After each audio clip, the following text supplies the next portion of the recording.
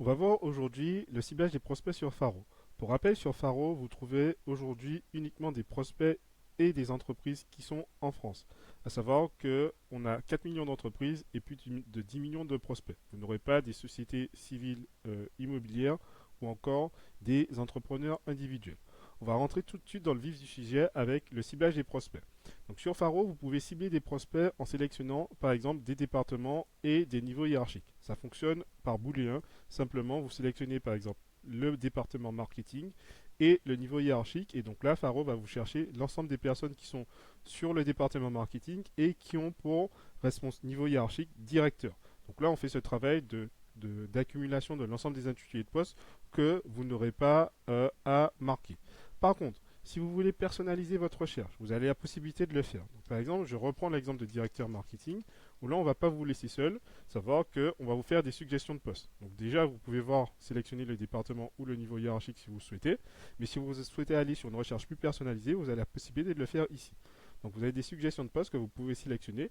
Là, vous pouvez supprimer des suggestions de postes, mais vous pouvez également rajouter des mots-clés directement. Donc par exemple, à travers la recherche libre, je peux rajouter le mot-clé Europe. Et donc ce mot-clé-là, je peux le faire en booléen, donc tous ces postes-là ou Europe. Et j'ai la possibilité également d'exclure des mots-clés, toujours avec un glisser-déposer. On va quand même rester sur l'exemple avec le niveau hiérarchique. Donc directeur marketing, c'est le plus simple. Et donc là, ici, je pourrais ensuite rajouter ce qu'on appelle les filtres magiques. Donc les filtres magiques Faro que vous trouvez ici, savoir identification, la mise à jour du profil donné et le poste. Donc ici, changement d'entreprise récent. Ensuite, vous avez le ciblage des entreprises où là, on va parler de plusieurs critères. Vous avez d'abord le code NAF que l'on récupère depuis la donnée locale. Donc, vous avez l'ensemble des codes NAF sur Faro. Mais on a une catégorisation spécifique. À savoir que l'on catégorise selon des thèmes, c'est-à-dire le domaine dans lequel la société évolue. Donc, par exemple, aéronautique, je peux prendre ici. Mais également à travers des activités. Une entreprise peut avoir une activité principale et plusieurs activités secondaires. Donc par exemple, si je sélectionne conseil en informatique, j'ai la possibilité de me limiter uniquement à l'activité principale de cette entreprise-là, ce qui va affiner mes résultats.